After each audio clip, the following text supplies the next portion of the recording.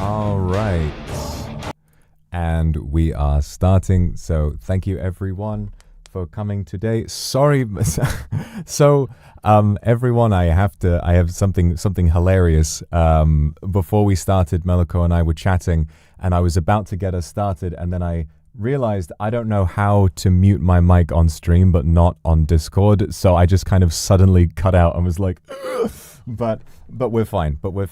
Thank you everybody for coming, and thank you Meliko for joining me for today's co-English Japanese lesson. I guess it's really, really nice to have you. How are you doing?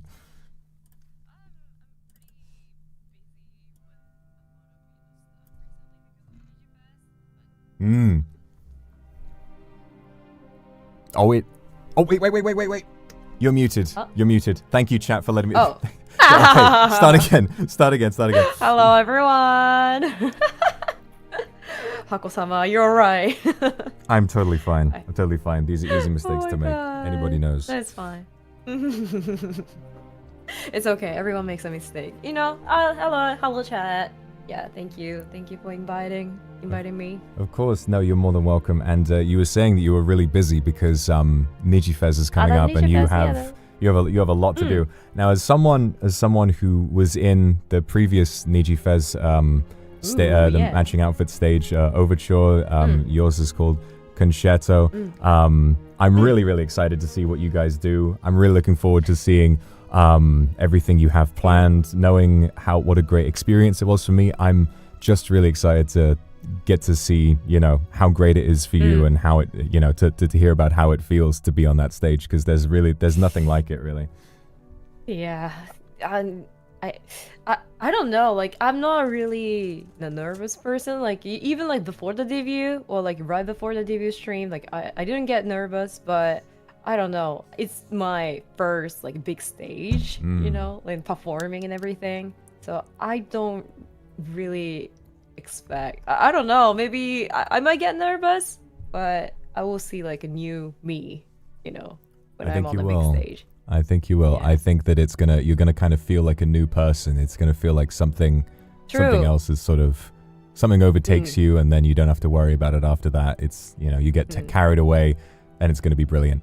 So, for today, we have a very exciting stream planned because a lot of people already know this, but the UK has a lot of really hilarious slang and local colloquialisms, as you might call them, and I always enjoy teaching these to people, and I've been doing a lot of streams teaching British English to all of the lovely ESL fans out there, and I thought what might be really fun is to teach you some of that British slang, and also I would love to learn a little bit of Japanese slang as well. So for today, what we're going to do is I'm going to give you a term and I want you to try and guess what it means. And then when I've done that and you've guessed and we've talked about it a little bit, then you can give me something to learn. And by the end of it, we should be completely bilingual. I mean, I will be. You know, you're already fluent in both. But you know, trying, I'm just a dumb monolingual foreigner who's trying to learn what he can. No, you're not. Are you learning Japanese recently though? I find it very challenging. I need to like kind of every time I go to Japan, I pick up a lot more. But I think that I could be studying a lot more, and I think I need to really sit down and actually study. It's very intimidating, to be honest, to learn a language in a completely different alphabet, completely different structure. It's a big leap to make from English to Japanese, and similarly. It's very impressive that so many fans have been learning a lot of English recently, because making the jump from an Asian language to English is very difficult as well. It is pretty difficult. Yeah, we have all like hiragana, katakana, kanji. Like I don't even know the kanji too. Like there is lots of like kanji that I can't even read. So I don't have to worry about it. I think I know like one.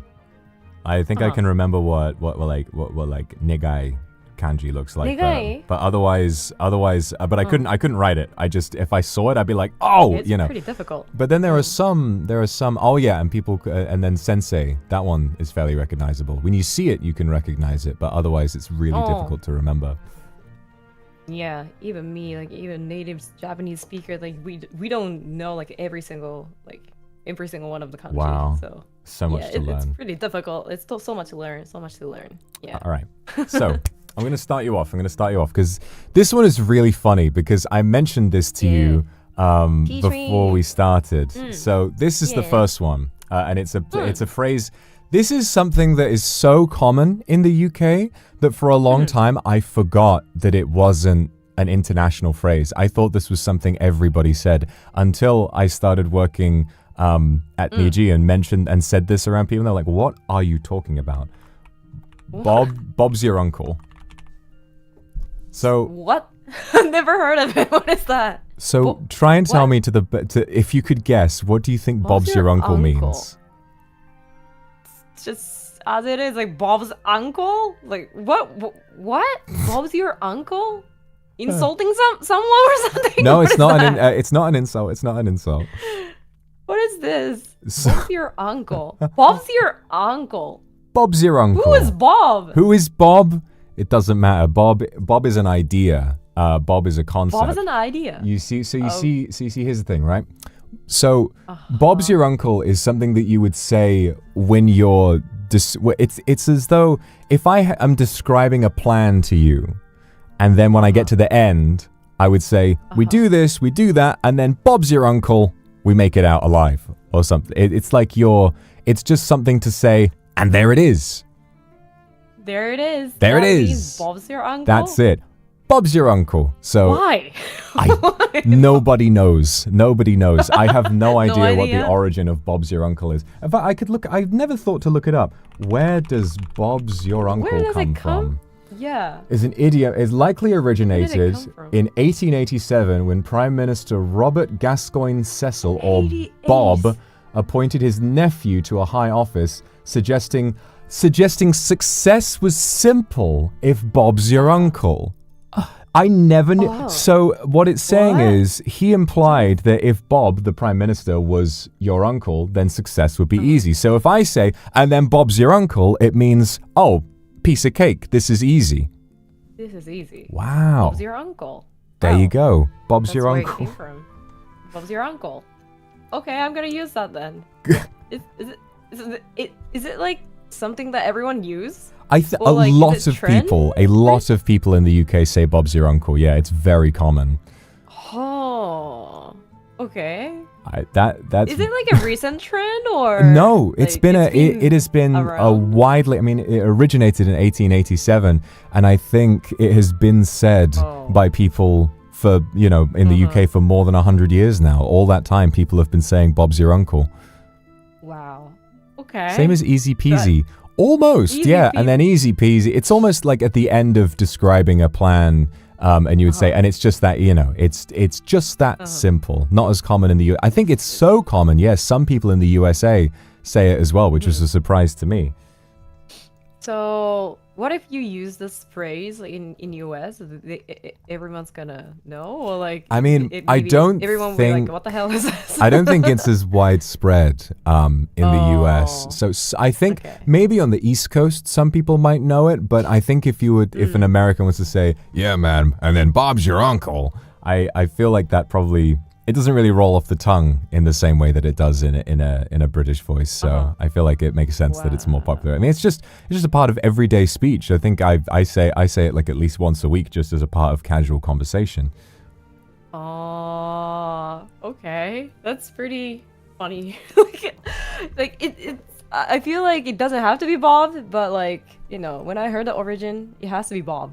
It has to be Bob. It couldn't be anything else. It has to be Bob. Thank you, Prime Minister Robert Gascoigne Cecil, or Bob. Prime Minister Bob, 1887. Prime Minister Bob, thank you. 1997. Wow, it's been around for 1887. More than 20. More than 120 what? years. More than 100. 130 years. Yeah. 80. Wow. 100. Wow. Yeah, 1887. Gosh. All right. Why don't you give me something Japanese? I want to try and guess what it means. Oh, okay. I brought some like recent trend word. I think it's been around for like 2 years now, like 1 year. I don't know. It means I will send you. It sounds like my name, but it's meroi. Meroi. Interesting. Okay. What do you think? What does meroi mean? What does meroi mean? Meroi to me. Meroi. Everyone used this recently. Meroi. It sounds kind of negative in a way. It almost sounds like it's almost like you find something scary or a bit gross. You're like, ugh. You're like, meroi or something. But I don't know. It's not close. Okay. It's pretty positive. It's pretty positive. Pretty positive. I get maybe. I think meroi. I think your fan will use it for you. Like if you do something. Does it mean like tasukaru? Does it mean like? It's kind of similar. Oh really? So it's kind of similar. So if you do something that the fans like, they go meroi. It's more of like emotionally like overwhelming or like a heart melting. Like if you do something to them. Oh, clever. When you do something pretty like cool or like a kakkoi like kind of thing. Or you like get overwhelmed with emotion. So where someone says tasukaru, they're saying, "Oh, you've blessed me with this. Thank you so much for that." Meroi is like almost like an extreme version of that. Ooh. Extreme version of that. Yeah, like for example, when you do the role play, like ASMR thing, and like maybe people will be like, "Oh my god, meroi, kakkoi, meroi." So you pronounce it like, was it more of like the sound, or is it more of an L sound, like meroi or meroi? Meroi. Meroi. I see. Meroi. Hako-sama meroi. Hako-sama meroi. Meroko meroi. Yeah. Meroko meroi. So. Meroiko. I feel like your Japanese fan used that to you already. If they do, I haven't noticed it or seen it, but I'll accept anyone saying meroi to me now that I know it's positive. I don't know. It sounded similar to the reason why I thought it might have been negative. It kind of sounded like suyoi or something, which I think I heard. I heard Kazuya Mishima say that in Tekken once, and I was like, "Oh, that sounds cool." But he usually doesn't have a lot of nice things to say. Yeah, that makes sense. But look, we have the word called like mero ni naru. Mero is like, it's the same meaning. Like, oh, you making me, what do you call it? Making me weak. Oh my god, you're so, heart melting. Sort of, it's like a little bit flirty, but in kind of like a fan to idol sort of way, It's like rare that you would say that to someone you are actually trying to flirt with, because it's like intense, right? True. Like when you wink at someone, and maybe it's not really common thing. Like if people like do it to somebody, like a wink, like wink, wink, wink. And if you do it to your fan, and people will be like, "Oh, mero mero nacho, ah, hako-sama." Oh, mero mero nacho. What does that mean? Mero mero ni naru. Like, hey, you make my heart melting like that. Mero Mero mero mero nigaru. Ah, that's good. Mero mero ni naru. Ni naru. Ah, I see. So. Mero mero. Or yeah, it's kind of like similar, similar thing, like like meroi and mero mero. I see. Mero mero ni naru. Meroi is pretty trending word. Mero mero ni naru. That's fun. I like that. Okay. Box ni mero mero ni naru. I'm learning so much. Box ni mero mero ni naru. I feel like my understanding of Japanese sentence structure is so weak. I want to try applying these to a sentence, but I don't know how. But I'll definitely figure it out. Man, that's really good. Meroi. I love it. Okay. You love it? Yes. You should use that a lot. I think if you have some oshi, like yeah. If you have oshi, I'm gonna say this to lot. Wilson all the time. I'm gonna be like ah Meroi. Wilson meroi. Witty meroi. Nice. I love it. Witty meroi. Okay. All right. I've got another British slang for you, okay? What do you think kerfuffle means? Wow, I feel like I heard it before. Kerfuffle? Kerfuffle. How do you spell? Hang on. Let me actually, I think I forgot to share my screen on Discord so you can see what I'm typing. Kerfuffle. Kerfuffle. It sounds like some like sweets or something, but I don't know. It's like a waffle. Kerfuffle. It's not a sweet. What is that? Kerfuffle. A kerfuffle. People saying it sounds like a pastry. It actually does sound really tasty. Pastry, yeah, it does sound like a truffle. Waffle, the truffle, but kerfuffle. Kerfuffle. Wait, I feel like I heard it before. Why? Is it like some type of like emotional? I don't know. You're feeling, expressing a your little feeling, bit, kind of, in a way. So kerfuffle is basically a word describing like fighting or something. Chaos, really. Like if there's, it could be for a fight or an argument, or if you're really busy and you can't really manage it, you're like, oh, there's such a kerfuffle going on. I've had enough of all of this kerfuffle. It just sounds like a really maddening, chaotic word where there's all of these different syllables, and it feels like you're sort of juggling stuff. Like scuffle. Yeah. It originates from Scotland, where the word car meant a twist or a turn, like a new development, something that's happened, and then fuffle, which means to mess something up. So if I was to fuffle you, it would be like, I'm messing you up a little bit, like ruining your outfit. And then a car is like, so something's happened that's messed everything up. It's something bad has gotten in the way, and you're like, oh God, I can't stand this kerfuffle. Oh, setting up OBS before stream is such a kerfuffle. Oh, it's UK slang, which people don't really use it like in a different country, right? Like the kerfuffle. No. This is very British, very very British. Yeah. British. Oh, kerfuffle. Wow. Kerfuffle. Yeah, when I heard like a fuffle part, like it just reminds me of some like confusion or like some like type of like disagreement. I don't know, something like that. I can see that, but everyone talking about a pastry, it does make sense. Like I feel like this seems like a sort of local cakey type pastry. Like, oh, do you fancy a kerfuffle? Oh, hi, Mark, go for a kerfuffle. Yeah, that's how I thought. Like when I first heard it, like, oh, okay, it's like a waffle or like pastry. Whatever, yeah. Man, I'm hungry now. It sounds kind of cute. But it means chaos. Yeah, Okay. something's going wrong. I guess it could be cute if like there was some little character who was having a kerfuffle. But yeah, no, I've been through many kerfuffles in my time, and I imagine everybody else has, although they may not have called them that. Do you use that a lot though, the kerfuffle?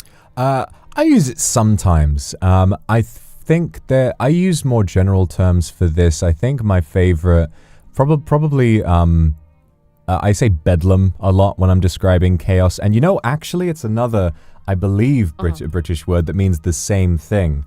Hullabaloo is another good one for complete chaos. Yeah.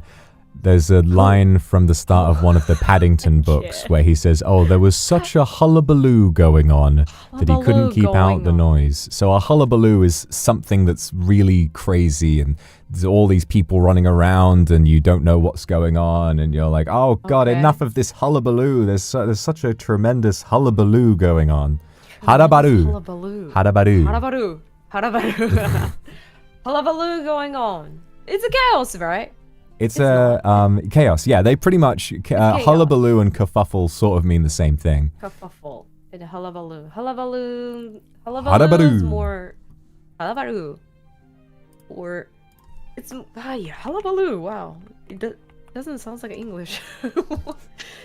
Hullabaloo. It sounds like a movie title to me. Hullabaloo.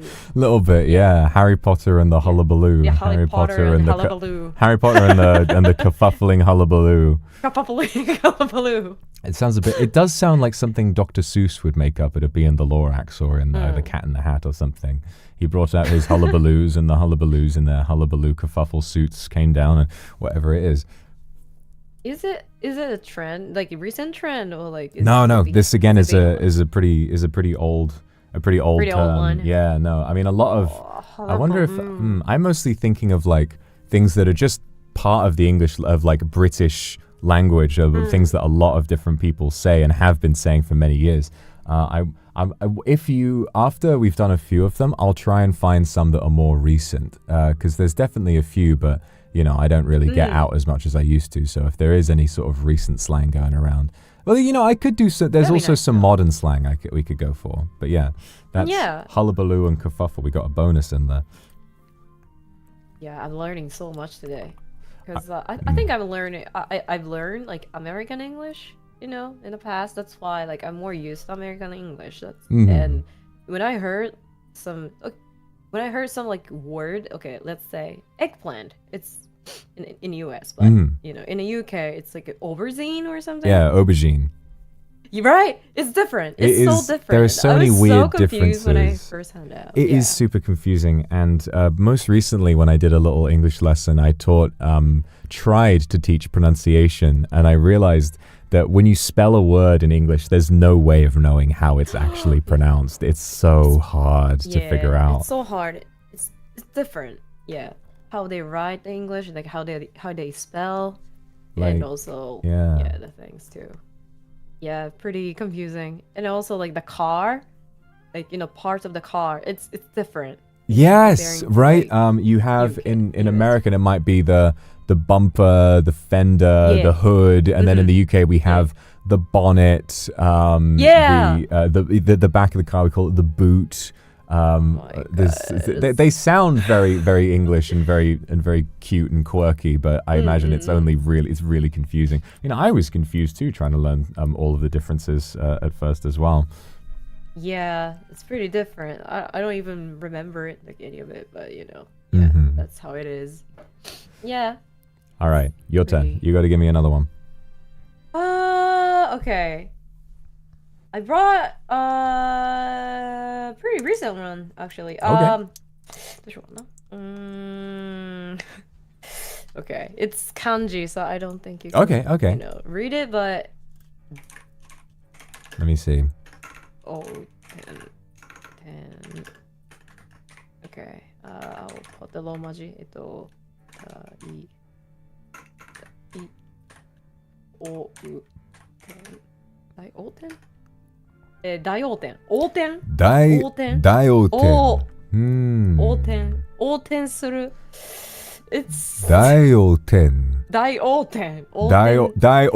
like Yeah. It means what do you think? What do you think? Daioten. What do you think it is?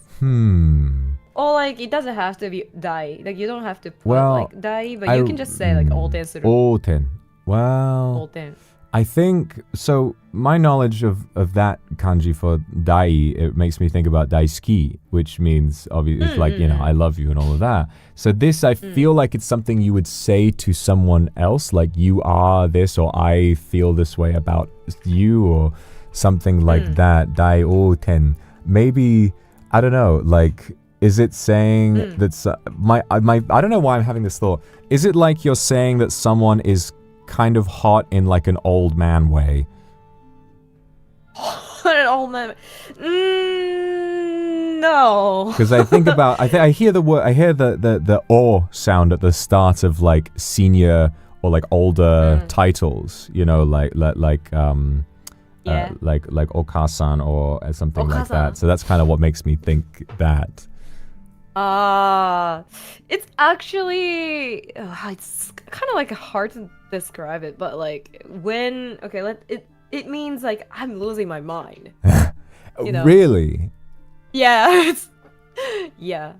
it's like like losing my mind, or like I'm screaming, oh my god, I'm on the floor. It's so tete. So right, so it's like it's like you can't believe what you're seeing, or you're going crazy. Yes, I see. I thought it might have been like stress or something, but no, it's like it's like when you're a fan of something and then people come out with like your favorite thing and you go, daioten, you know. I'm on daioten, roll over, daioten. I'm on the floor, I'm dead. I'm on the floor, I'm well. rolling on the floor, on the laughing. floor. I'm crazy. I get it. It's like when your friend sends you a meme and then you text back like, I'm crying, I'm laughing, but you have a completely straight face and you're not laughing at all. You could just text them like, daioten. Yes, that's how you use it. Or like when you see, I don't know, like you're oshi something, you know. Your oshi, like let's say when your oshi is doing something with like your different oshi is doing something together, and right. Like, oh my god, daioten. So all of the you know, shippers, when the two when two livers who they ship interact, they go they go like, oh my god, daioten. Yes, I get daioten. I gotta start using that. So can you break it down for me? So oh yeah, dai, what does dai mean in this context? Dai, it's big. Daioten, really? it's like extremely. Oh my god, I'm on the floor. I'm unwell. I'm actually dying. So it sort of adds emphasis. It makes Extreme. something bigger or more extreme. Emphasize, so yes. really saying daisuki means I love you a lot, or I love you so much. Yes. Wow, interesting. Yeah. Interesting. I never knew. So when you want to emphasize something, you can use like dai. Yeah, like you know, you can only say suki, but like if you're extremely like you really love them, like, you can say. So if you're if we rewind a little bit, you could say daimeroi, meaning like I'm super crazy, like you know, rolling around the floor. What was it? Daimeroi? Oh wait, the Discord is not doing well. Chotomate moment, everyone. Chotomate. Oh. I think it's back. Okay. Is it back? Yeah. Yeah, sometimes on YouTube. Is your OBS okay? I think my OBS is fine. Yeah. Alright, that's good. Yeah, sometimes he went offline. I think it's back. Oh, wait, everyone's back. Okay, sometimes it does Everyone's that. back. I think we're okay. Weird. Alright. So, daimero, like, we don't really use daimero. Okay. So you can only use a meroi. Okay. I guess that's just something you have to learn like with time. So daioten. So what? So oten is like sort of roll over. So I'm rolling over so much is sort of the literal meaning, but it's come to mean like, oh, I'm on the floor. I'm like how in English, if you said I'm crying, you might mean I'm laughing.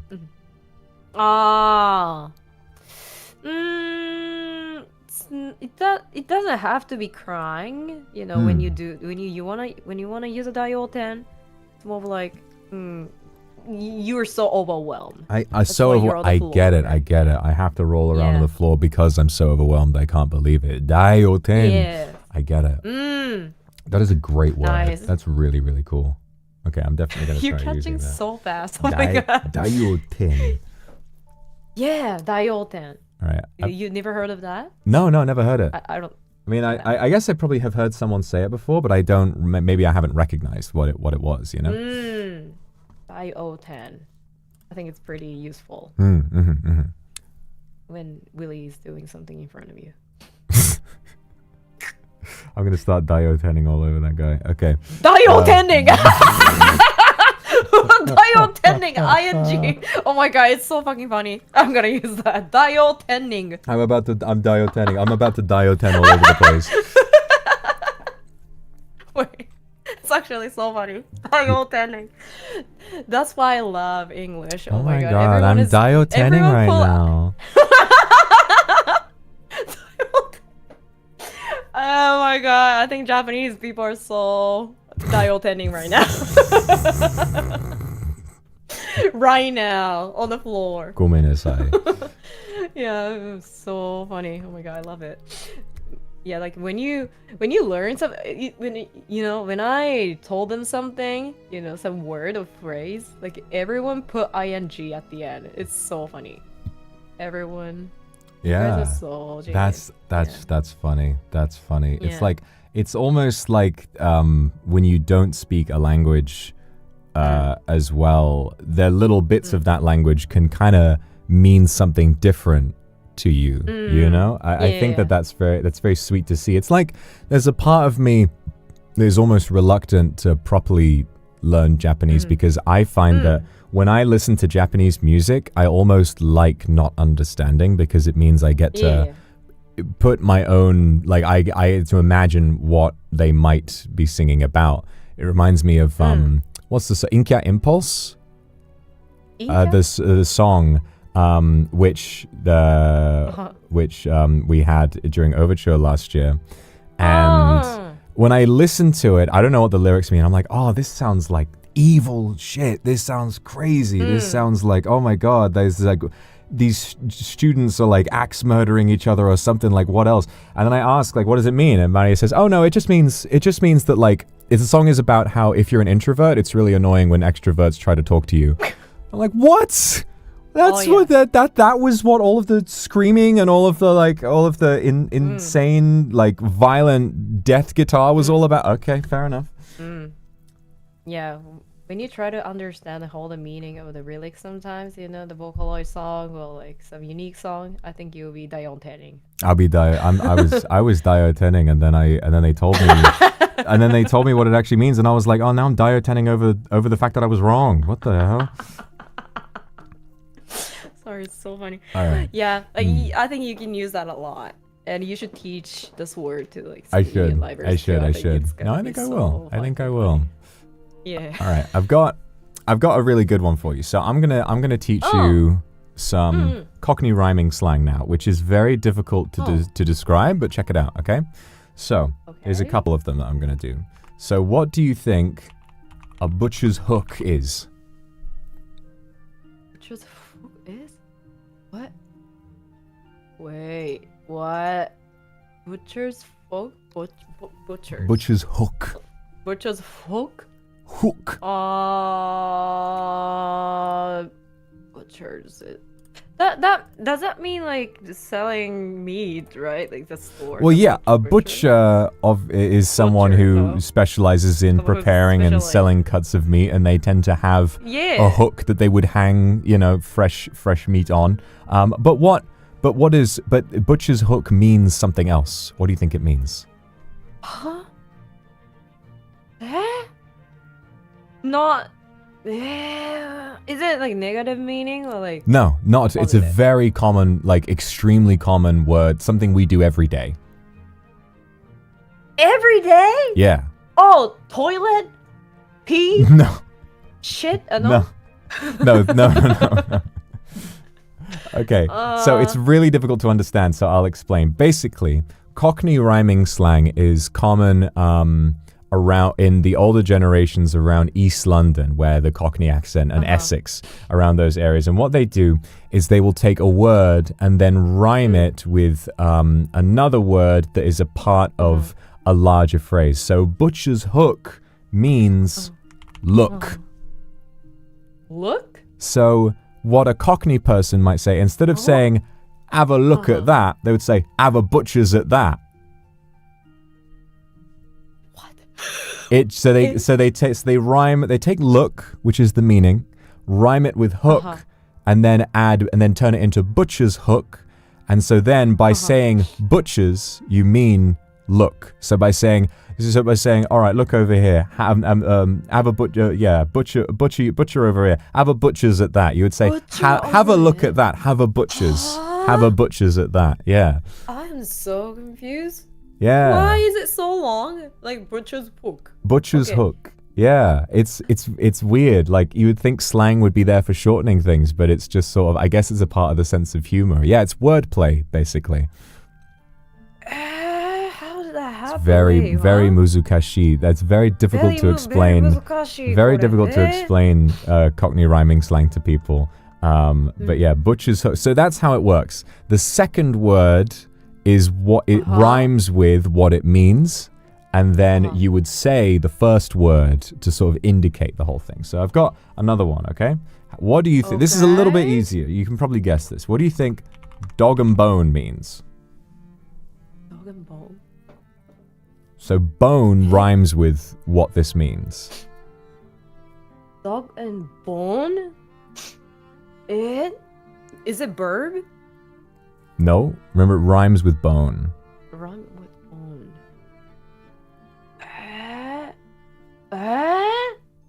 What? Dog and bone. Dog and bone. Dog and bone. Dog and... Phone? Correct. Phone. Oh. So if you're complaining about someone who's on their phone all the time, you say, "Oh, he's on his dog all day. Oh, look at him sat looking at his dog again. Oh, he's on the, or you're on the phone to the, oh, he's on the dog to his missus." Yeah. It's very, very weird. It's now, very this is weird. not a lot of people use these. Like my dad, for example, lived. I mean, I lived in East London for a good while, but my dad lived there for a good long while. And so he still uses some Cockney rhyming slang. His favorite is I'll do one more for you. Apples and pears. What do you think this means? Apples and what? Apples and pears. So what is pears? What do you think that is? Apples and pears. Apples and pears. Apples and pears. What? Apples and pears. Apples and pears. Wow, it's hard. So it rhymes with pears. Rhymes with pears. Apples and pears. Upstairs. Stairs. Yes, stairs. So stairs. So apples and pears. So so apples would refer to stairs. So you'd say get down the apples, get down the stairs, or it's like yeah, just if you're giving someone directions, oh yeah, just turn the corner and then go up the apples and then you'll be there. What? It's almost like a secret code that the Cockneys have so that no one else can figure out what they're doing. It's brilliant. Yeah, that's how. Yeah, that's how I perceive these phrases. I think, it's more like dialect that yes, old people it is use. It's a very specific local dialect Right? that Cockney people use, and Cockney people come from East London and a little bit of Essex as well, which is sort of the surrounding area. Yeah, I feel like in Japan, like we have that sort of thing, which I don't really know, like, you know, because I think, you know, some part of Japan, like Okinawa, like older people, I think they use I've heard that Okinawan is like, it is still Japanese, but it's very different, and a lot of Japanese people can't really understand a local Okinawan. Yeah. I mean, is it like a language thing, or is it sort of more of an accent thing? Because there are some people in the UK with accents that are so thick that I can't even understand what they're talking about, especially the Irish, or the, you know, obviously Northern Irish. I think it just depends on like which part of Okinawa like they from, and also like if they're like older people, I think they use pretty strong dialect which I don't even understand, or like maybe it doesn't sound like Japanese. Yeah. It's like a different language. Like that. True. Yeah, Doesn't like, sound. That's it. I mean, I think that like Irish people who all speak English, but a farmer, especially. I mean, I've spent a lot of time in the western part of England, in the West Country, and you go even a little bit into the farmlandy part of the West Country, and you get people talking like, "Are you around here? I got my tractor on my farm." It's like with some of these people, they talk in such a specific accent that it's like I've spent decades in this part of the country, and I don't even know what on earth this guy is talking about. He could be my neighbor, and I wouldn't understand him. Oh yeah, like totally understandable. Like I heard like upper side of Japan and like Aomori, I forgot, but some people only use ke. They only use ke and then they have a conversation. Really? They by using a different intonation. So but they understand so each ke other. as opposed to what? Like what does that mean exactly? Like eat, or like ke something. I don't know. Like I just heard it from some liver recently. After the dance lesson. Interesting. And we're like, yeah, we're so confused. Really, like ke? Ke? How? Yeah. Ke, How ke, do ke. you? Ke. Yeah, like tabenasai. Like you should eat. Ah, so ke just sort of means a lot of different things, like dependent on context. Yeah, like it just depends on the context. And when they use ke, like they have a different meaning, Please But- eat it. So maybe if you went to like a street market and people wanted you to try the free samples, they would just hold it out and say ke. Probably. That makes sense. I don't know.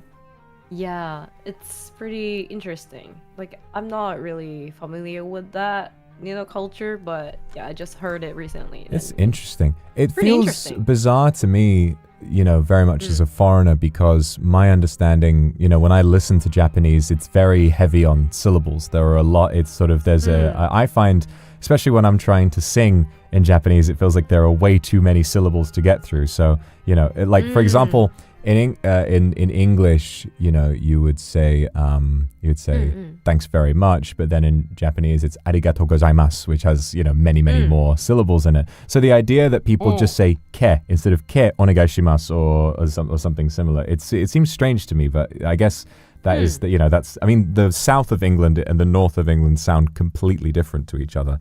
A Scouser sounds very different from a Cockney. Yeah, it's pretty common Similar in to Japan Scottish. too. I see. yeah. I imagine, maybe people from like Hokkaido sound like different. Hokkaido. Do they have a different dialect in Hokkaido? Because it's sort of, given that both England and Japan are islands with the sort of kind of long and thin. Scotland is the northern part of the UK, and then Hokkaido is the northern part of Japan. So I feel like it's almost like an equivalent in a strange way. Although Hokkaido is a part of Japan, whereas Scotland is its own country. I think they have a dialect, right? I think everyone. I don't think it's too strong, but I have a friend from Hokkaido, and like when you what do you call it? Like garbage. Like when you want to throw something away, we say gomi o steru. Gomi is garbage, and then throw away. Oh, gomi. Yeah. Yeah, gomi o steru. Gomi o shiteru. I see. But in Hokkaido, they say gomi o nageru. Ah. Nageru is actually like, that means throw. Like throw the ball like that. Well, it sounds so different. That's really interesting, because we do say throw out in the UK we don't say garbage, we say rubbish. But a lot of the time, throwing something out or getting rid of something, we would just say chuck it, chuck. So instead of saying, it's sort of, I guess this is like nageru, if that means to throw, gomi nageru. Gomi o nageru. Gomi o nageru. I see. So yeah, that's throw out the trash. For us, we would just say chuck it, Yeah, just my dad. It means to throw, but if I'm talking to my dad and there's like some food that's gone bad, he'll says, "I'll chuck it," and that just means put it in the bin. Put it in the bin. Oh. Chuck the rubbish in the bin. Gomi o nageru. It's equivalent to like Japanese word like gomi nageru. It's pretty interesting. That Chuck is it. nice. I've never heard of that. Wow. We went really far off of Cockney rhyming slang. Yeah. That's really interesting. I got it. Okay. I guess we've learned a lot of Japanese from that as well. But I guess it's your turn. If you have like some more stuff you want to kind of go into. Okay. It sounds so weird, but okay. I will say There's no limits on my channel. Anything goes. That means no. Oh. You know kao, right? It's a face. Kao. That means face. Kao nai. Face. Kao nai. Kao nai. Kao nai. So if kao means face, does this mean like you have no face? Yeah, if it's a direct translation, yeah. Okay, so I guess have no. It either means ugly or like. Nah. Or maybe you know what people, women in the UK, when they want to do their makeup, they'll say, "I have to put my face on." Does it mean that you don't have any makeup on? No. Oh. It's you could it's kind of similar to the what is it? Daioten. Does it? Okay. Well, okay. Wait. So face off. Is it like my face fell off? Like I'm so surprised my face fell off. Oh no! Wait. Kind of similar. So what? So no face. It's like I'm ashamed, but because you're enjoying something so much. So if it's similar to daioten in a way, then it would almost be like your oshi does something crazy, and you want to say, we want to say kao nai because it's like you're enjoying it so much that you feel a little embarrassed. And you kind of want to hide your face. It's pretty hard to describe this word because like even Japanese people, we use that, I don't know, like casually, but like we don't even know what that means. But we usually use like, okay, like kaonai is like, oh, I have no word. Oh my god, I can't do this. Word. I'm blushing so hard, like that. I'm well. I see. Like So right. So if you're speechless, it's almost like what people do when they keyboard smash. Like is it like a similarly sort of overwhelming emotion and you want to know what to say, but you're speechless? Kaonai. You know, like I wish I knew what to say, but I don't. Kaonai. Like, or maybe if I was on stage and I was reading something and suddenly I can't think of what to say, and I say, "Oh, kaonai." Kaonai. It's more of like brushing, I think. Like a shit. A little. I think you're right. It's kind of like embarrassed a little bit. A little bit embarrassed. I'm a bit. It's like it strikes me as like you want to hide your face. Yeah. Or maybe if you're blushing, like you want to say, you want to kind of blushing hide too. Blushing so hard. Kaonai. Kaonai. How like so my understanding, was it hazukashi means like embarrassed or like that? What's the sort of the is there like a difference there? Is there what like hazukashi just means literally I'm embarrassed? You could use like when you're really embarrassed something, like when I don't know, if you mess up something, and you could use kaonai.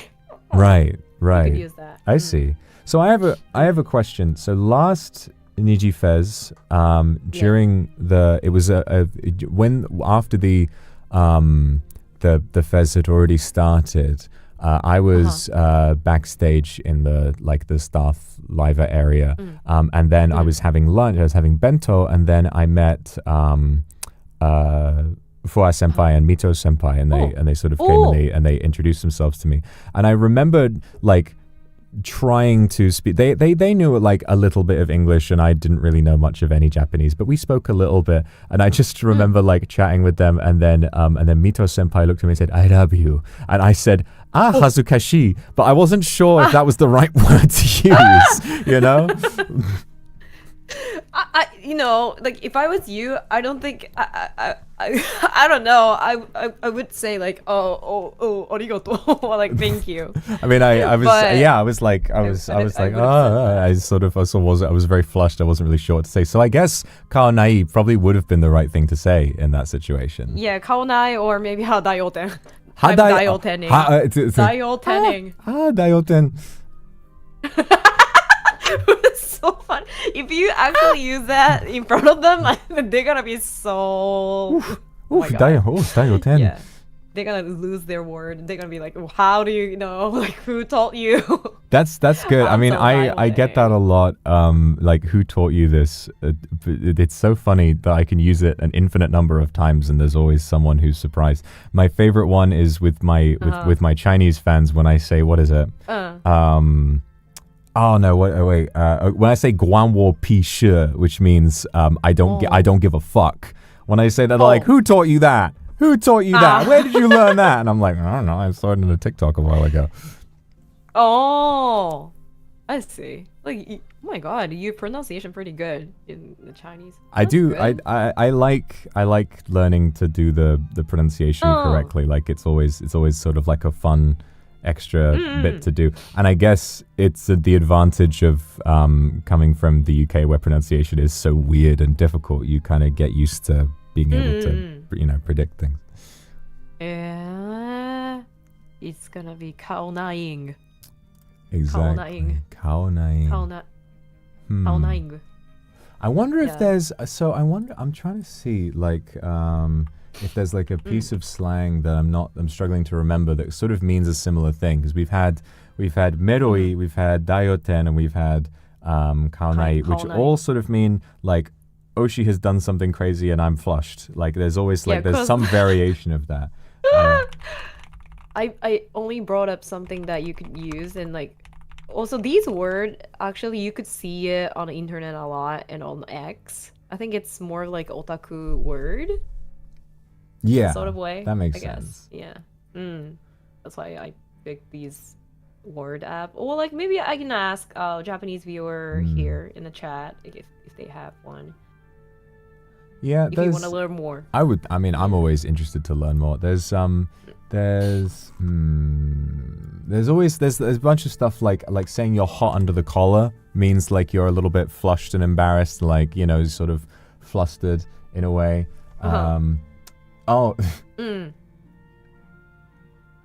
There's a few of them. You know what?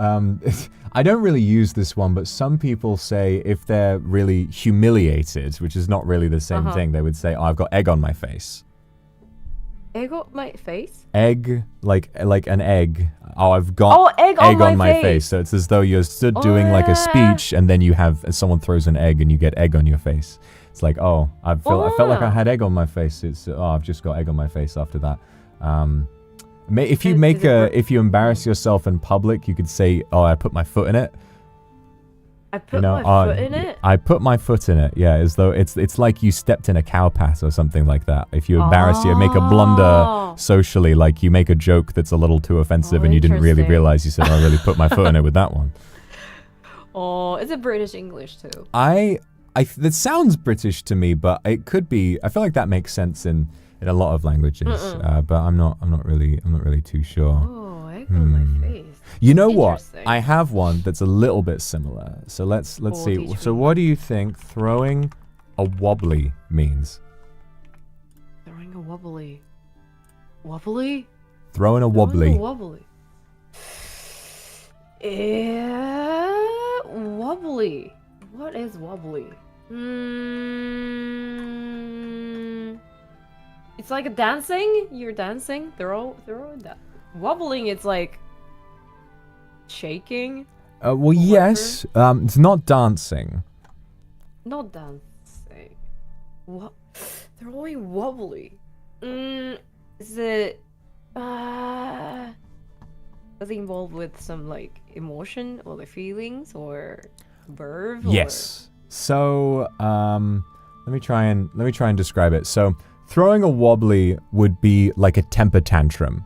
So if you feel wobbly, it'd be like you're kind of crying a little bit, and it's like you haven't gotten something you want. You're sort of upset or sad, and then throwing a wobbly means to kind of, like we would say, if you do one, you're throwing a tantrum. If you're rolling around on the floor crying like, I didn't get the toy I want, that's throwing a tantrum. Similarly to throwing a wobbly, where if you just fall on the ground and scream and cry, then you'd be throwing a wobbly. I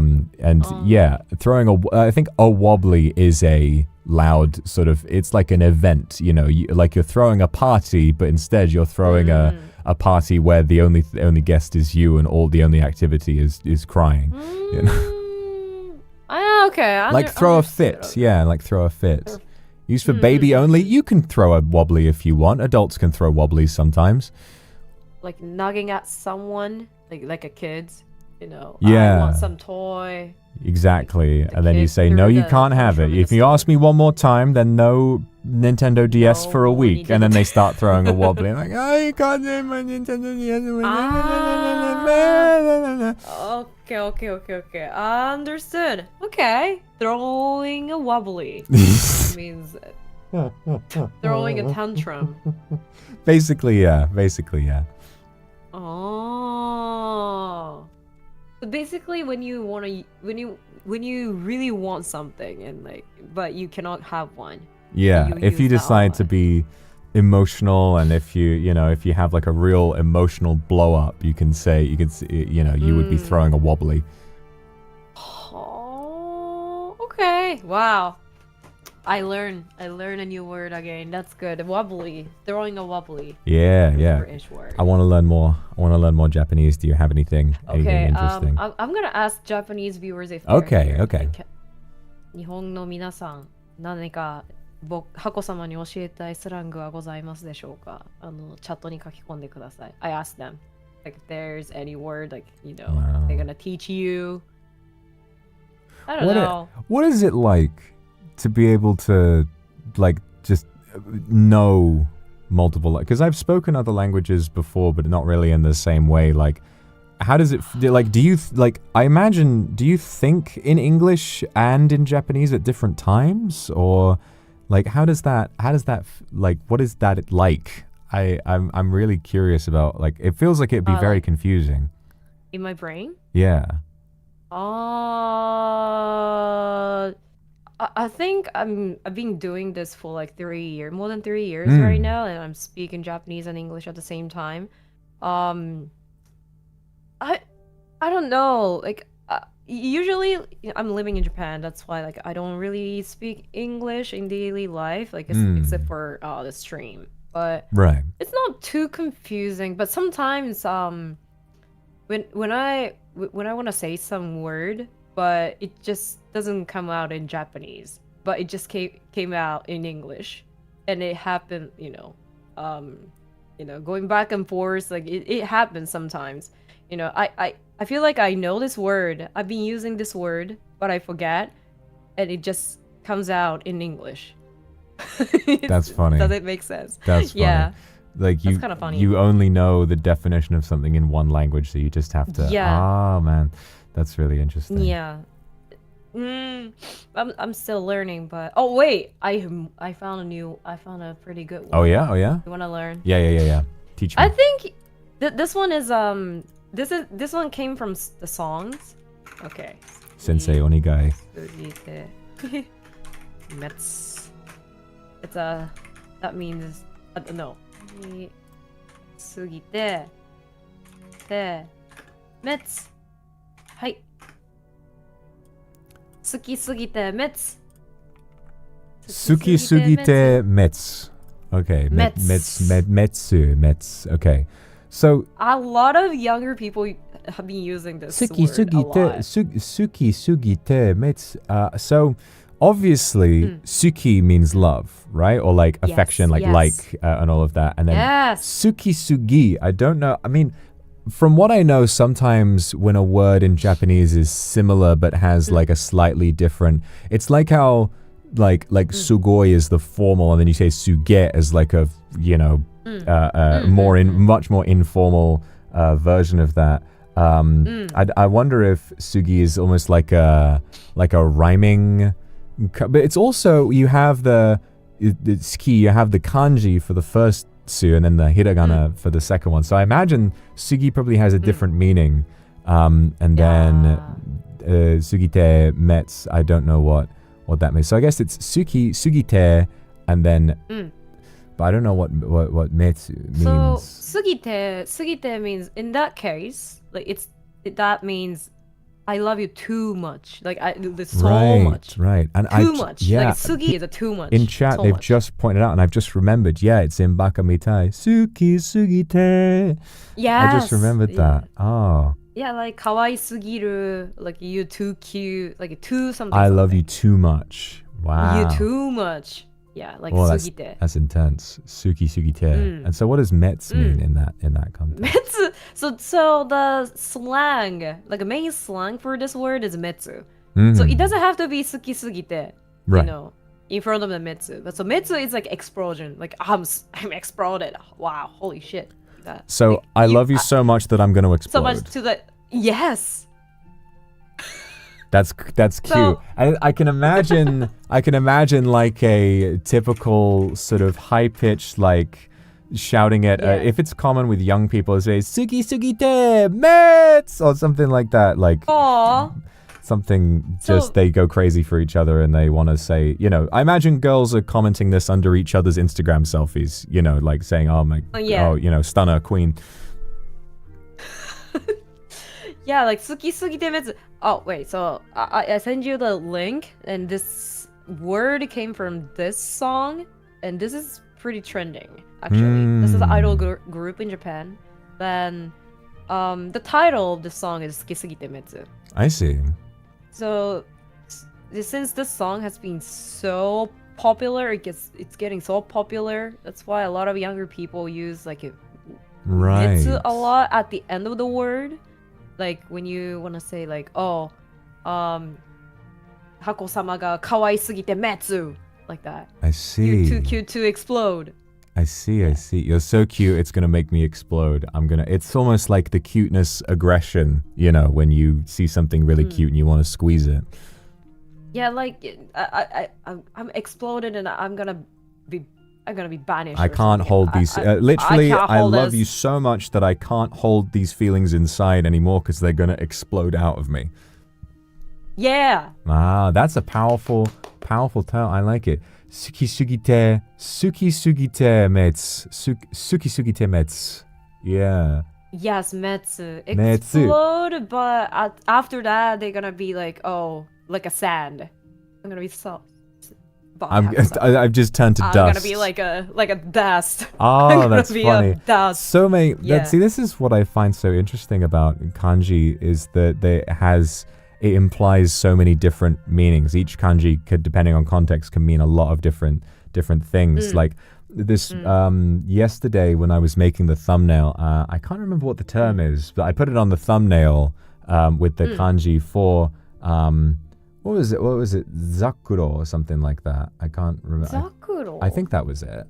What does the thumbnail say? I can't remember. I did some research, but I can't really remember exactly what it is. Your thumbnail? Yeah. I just... Zokugo, that's it. Zokugo, which is like a sort of a local colloquial Zokugo? term. Zokugo, yeah.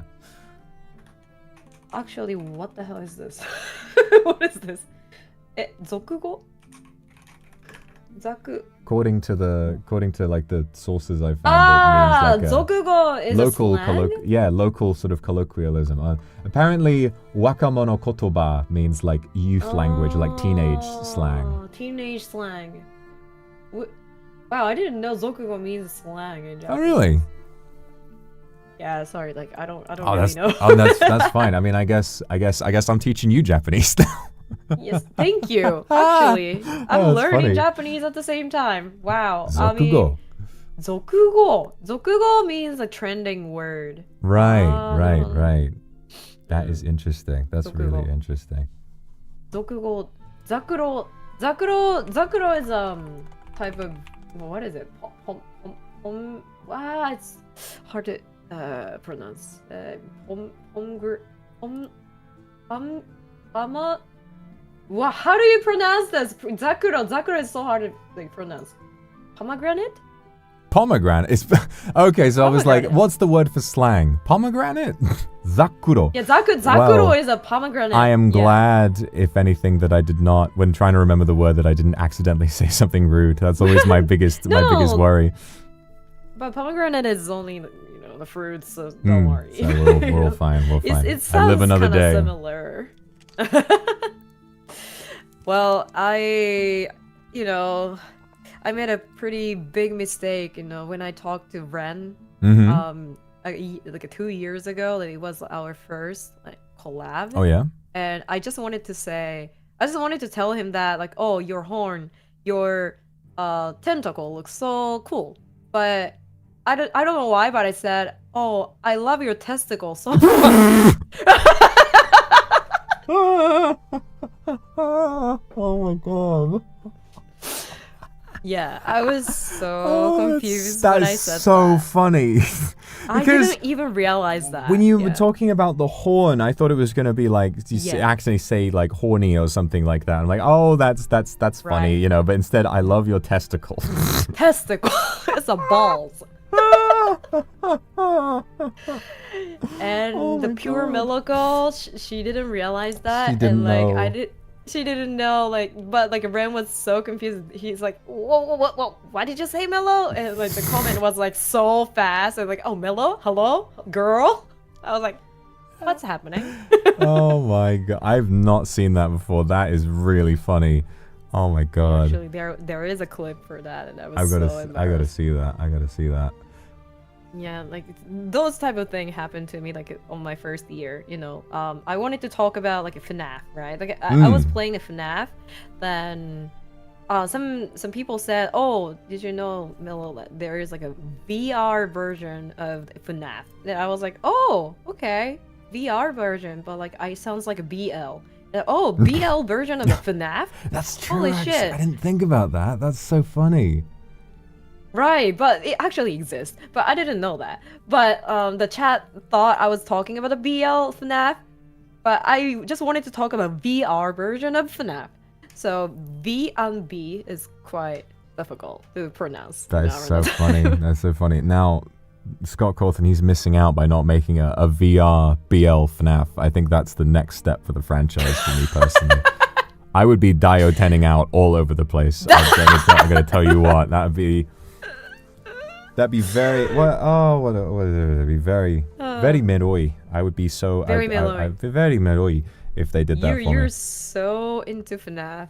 I love FNAF. Like you love FNAF. I You love play all Five of Nights at that. Freddy's. I right? love Five Nights at Freddy's. I beat the first 4 games on one stream. I'm locked in. Oh my god. So I saw Yeah. a FNAF movie too. oh right? yeah, Like, the FNAF yeah. movie. I've not seen the second one yet. It came out last year. I just saw the ads, first but I one. didn't watch that. It's. I mean, Is it good? it's not very good. I mean, it's like the first one. It's like the sets and all of the costumes and the animatronics look amazing. Like they look taken straight out of the game. Josh Hutcherson tries really hard, and Matthew Lillard tries really hard. All the costumes and stuff look great, but I think it's a shame that it's almost like the characters and the franchise, they think it's like it carries the movie all on its own. Because there's just the writing and the characters, it just really was a bit rubbish.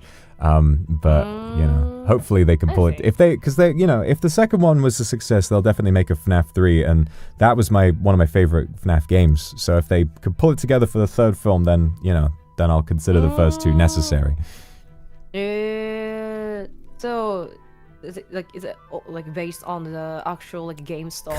Yeah, it's based on like the first game, but there's a lot of liberties taken because the first game is quite it's got the games the story is there, but it's quite well hidden, so they need to make a lot of stuff up, take some creative liberties and things like that. But yeah, it's cool to see, but overall it's just it's not amazing. I see. I'm a bit of a purist, I guess. I think too much expectation because you love FNAF so much. A little bit. I Yeah. spent too much time watching those fan-made series, and they raised my expectations so much. I see. Well, so is there any other British word or? I've got one for you. Yeah, I've got one for you here. Okay. What do you think? You might have heard this one before. What do you think "peng" means? Pen? Peng. P-E-N-G. Peng. Peng. Peng? Peng? Peng. Peg? Peng? What is that actually? I've never heard of it. Peng? Negative word? Very common one? Peng? It's Feeling? it's not a penguin. Penguin? It's an adjective. You would use it to describe someone. Oh. You're...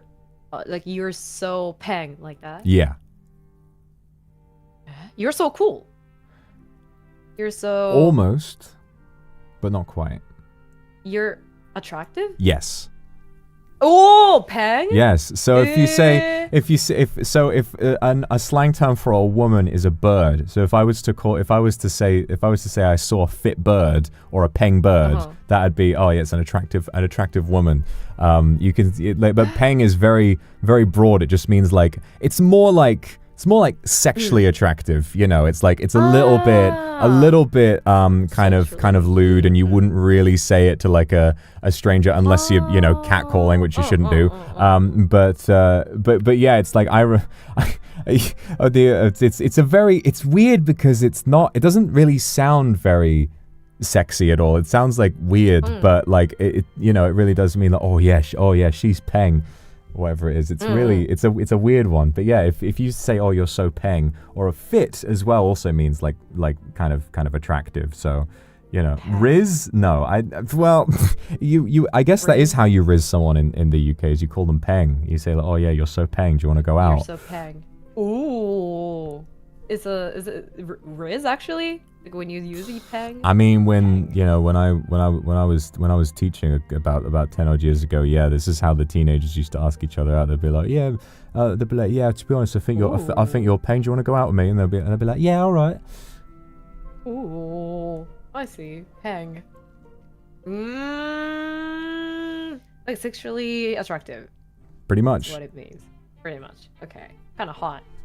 I see. I learned. That's hot. I learned. Hot. Kind of hot.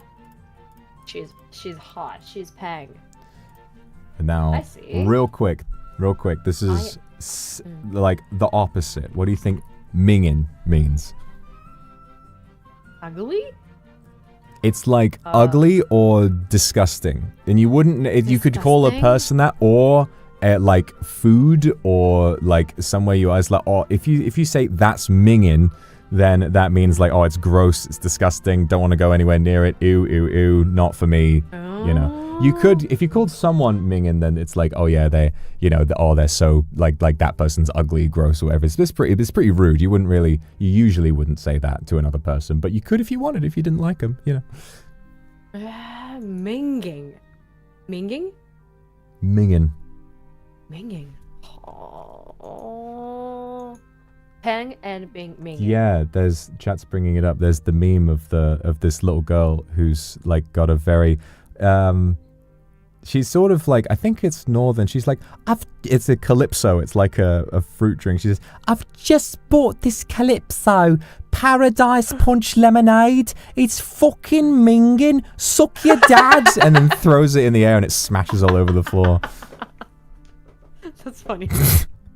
That's fucking minging. This is fucking minging. Suck your dad. Fucking minging. Is it a famous meme?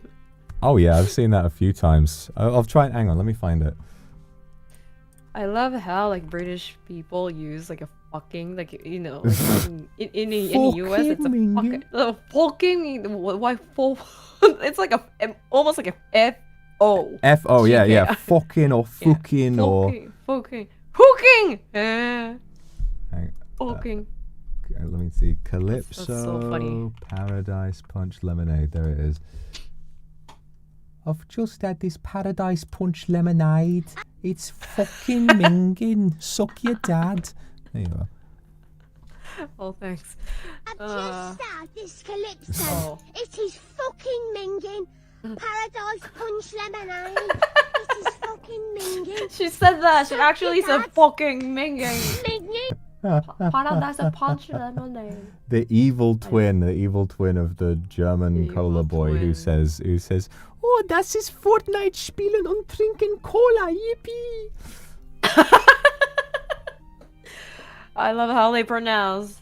It's wow. This is something that I cannot do in the UK language. It's you definitely don't need to. What I try to teach people who are trying to learn English is to just stick to the way I speak is a version of what's called received pronunciation, and some people describe it as the BBC accent because it's like this is the most sort of literal, straightforward, I guess posh version of English, and it's the clearest way of speaking, and it's you're not really affected by a region or anything. Everyone in the UK understands what you're talking about. If it's like, and that's why Merriweather. That's why he learned English and sounds. He has very, very like upper class, posh British accent because it is very, very clear. If you learn to speak that way, whereas I can only imagine someone learning sort of English from a northerner, and then they're like, all right lads, I'm just popping down, gonna go down the offie, grab myself a pack of cigarettes. It's gonna be fantastic. Or you learn it from a Scot as well. I have a mind to teach how to speak Scottish as well. You haven't learned anything from the Highlands, or and suddenly you just get into this point where you got all these different ways of speaking on such a small island, and nobody understands what's going on. Yeah, it sounds like you're from, I don't know, like you're from the royal family and it's pretty sophisticated. Well, it's really interesting because like the way I speak, it does sound posh to people from the UK and outside of it, but the real wealthy people, the real sort of old money royal family, they have a certain different way of speaking. A really strange one is pronouncing ow sounds as I sounds. So instead of saying ground, you would say grind, which is that's like the absolute tippy top of the wealthiest people. So there's this old story about a World War II fighter pilot who sort of got stuck on a roof somewhere after like a crash landing, and then they radioed in and they said, Governor, what's the problem? How can you you able to access the floor? And he said, I can't get down, the grind's going rind and rind. Wow. Grind. Like grind's going rind and rind, can't get down. But that's posh. That's really sophisticated English. Posh. Very sophisticated. And it doesn't sound it. It sounds like slang, but horseshoe. Yeah. It comes full circle in the end. Oh, interesting. Pretty interesting. Okay. Lastly, I got some new Japanese. Oh, let me hear it. I saw here. Collab BC. Nankatsu. Nunkatsu. What do you think it is? Katsu. Well, I've heard katsu being used in a lot of different. Is it something to do with food? Because obviously you have katsukare, and then people have been doing oshikatsu, which is like having food with your oshi, or like bringing pape to a meal. They call it oshikatsu or whatever it is. Pretty. Nunkatsu. It's kind of correct actually. Nunkatsu. So is that sort of what it means? Like is it like oshikatsu? It's I think you know this one because noon came from afternoon. Afternoon tea. Afternoon tea. Nunkatsu. Yes. Oh. Yes. That's wow. That's really clever. Noon like afternoon. Yeah, noon. Nunkatsu. Yes. Nunkatsu. Wow.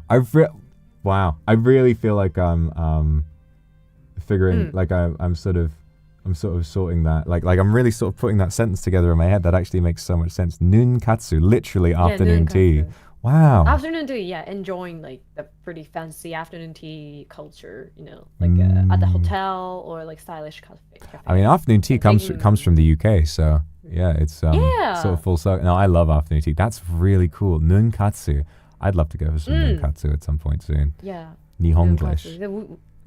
I did a lot actually, like with my friends, like in the last year, because there is like a lot of like afternoon tea, like then they use for example in around the spring they use a strawberry because it's a season of strawberries and like they use a strawberry and make some like cakes and whatever, like cupcakes and a lot of sweet stuff like pastry and and do the afternoon tea thing at the hotel. It just depends on like the season, like they use different like food like ingredients or like whatever the fruits. It's pretty common in Japan. I remember a few years ago having afternoon tea in Tokyo, and they had English breakfast tea on the menu, and I felt I'd been there for a while, and so I was feeling a little bit homesick, nostalgic, and so I thought I'll have an afternoon tea. But there was small cups, but they were quite strong, and so I just kept finishing it and drinking it really fast, and then they'd come over, any more tea? Yes, mo hitotsu onegaishimasu, and then I would get another one, and I wound up having 4 cups of tea in the end, and then my heart started going crazy. And then afterwards, we went to, they were like, okay, now we're going to try this place that serves a black latte, and I was like, oh no, and I just I needed to try it, and so I just was having so much caffeine. Gotta drink like a non-caffeine one. Literally. Have a lot of, like, Literally, but I survived. Thankfully, I survived. Yeah, like during the Nunkatsu, they bring their puppet, like their oshi puppet, or like acrylic stand, and like take a picture of it. I love seeing people do that sort of thing. My favorite thing that fans do with the Vox Pape is take it on holiday, and like they'll strap it into like the airplane seat and like try to give them it's so cute. Much better than what the Briskedettes do to Sonny Briscoe Pape, because they literally just drop him into like a storm drain and say, "See you around, motherfucker," and walk away. Yeah, like punishing him a lot. Like I saw like they put some pencil into his then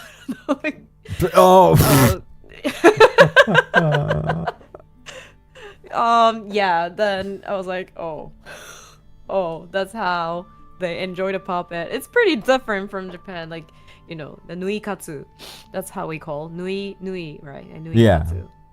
Nui katsu in Japan is more of like they treat them as like a princess or like prince, or, like actually they have a life. But in overseas, how they love the puppet is kind of different, like that's how they express their love towards the puppet. But it's kind of funny, when I see some like picture, on X. It's so cute to think that like it's so normal to have this much of like an attachment to a toy or a puppy or a nui, a plushie or whatever it is. I think it's so sweet that it's especially Ita bags as well, seeing how common they are in Japan. You really don't see them in the UK. I've seen a couple people with them, but it's not nowhere near as common as it is in Japan. But it's nice that there's sort of a culture of wearing your interests very publicly, and it's almost like a signal to other fans, but also there's less, I guess, shame around having more niche interests or being really interested in something. I think idol culture, it's not necessarily frowned upon because people are huge fans of lots of things in the UK. It's just that I think people tend to be very judgmental about that sort of thing, in a way that, I mean, maybe I'm not sure. Maybe people can be in Japan as well, but it feels like fan culture, oshi, idol culture, whatever it is very super widely accepted, and that publicly supporting your oshi is like it's just a pretty normal thing to do. Yeah, especially in Japan, like I don't know, the idol culture and like YouTuber culture, it just pretty widely like accepted, and also like people like freely like show like how they make like Ita bags and whatever on X, and I love to see it. you know, like when they use the hashtags and whatever. It's pretty sweet. Like whenever I see it. Yeah. That's why I'm pretty excited to see them in the Oh Niji yeah. Fest, you know. I mean, They're gonna- so obviously you let me know that you wouldn't be able to stick around for like a super long time. You need to get some good rest in. Obviously you've been working really, really hard. But ahead of Concerto and this big stage, you're gonna see, it's that there really is, it feels it's a strange thing.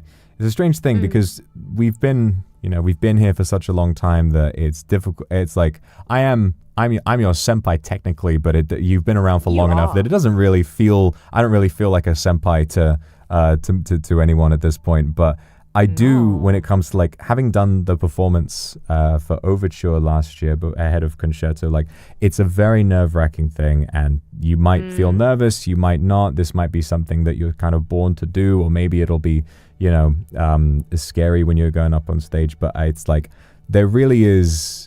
With us, we tend to do, quote unquote, stage performances that are completely isolated in a way, sort of, you would just be in the studio doing what you do. And then there's nothing like being right there and hearing them and getting to engage with the crowd to ask, are we having a good time? And then immediately the whole crowd stands up and starts to scream, and you can see them and really hear what they, how much love they have for you. It's always really stressful, like the rehearsal process, but it will have been worth it. It will have been 100% worth it. And I really, really can't wait to see how you guys follow up on all of the previous concerts that have been done at Niji Fest, because I mean, given the talent lineup we've got, I think it's going to be a really, really good show. Thank you. We've been practicing so much. And, Oh yeah. I'm pretty sure like we're gonna get kind of nervous, but like I think after a few songs, I think we'll be fine. Just like you said. Yeah. I hope so. Yeah. I'm sure you will. Once you get that first song down, you're going to be on stage, Doctor Stage kicks in, and suddenly everything feels really, really easy after that. Bob's your uncle. And Bob's your uncle. You're on stage. It's all good. Nice. I wasn't even thinking of that, but nice. You've learned. You've learned very Bob's well. Your uncle. Oh, well done. I'll keep this word in me, and then I'm gonna use that. I'm gonna use that to Petra. That's brilliant. When she gets kind of hungry. She's just so nervous. Yeah. Oh, she's gonna be fine. Everyone is gonna do great. I'm really excited to see how everything goes down.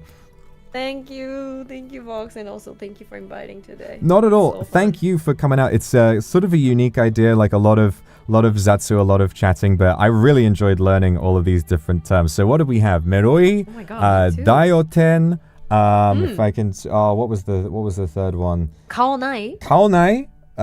And we also had Suki Sugite Mats. That was it. Metsu.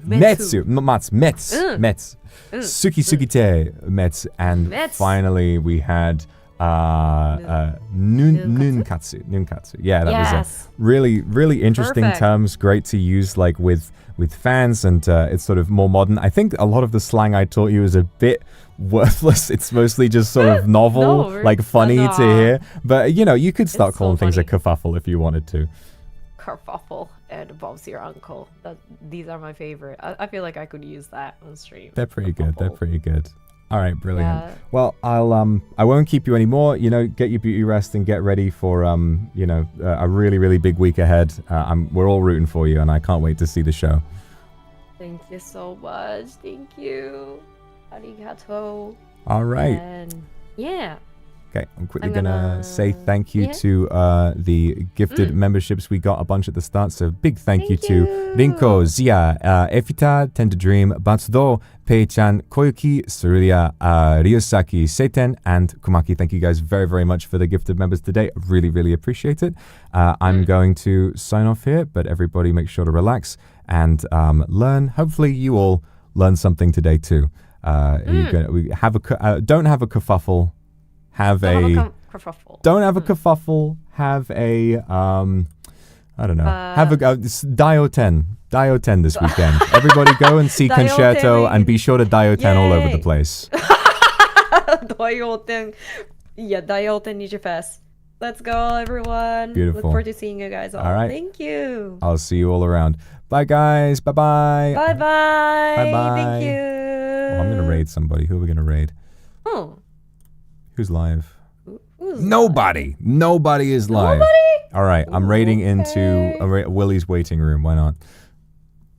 All right. Thank you, everybody. We'll see you soon. Good luck to Mello. See you And soon. bye-bye. Bye-bye. Thank you so much. Class dismissed. Thank you.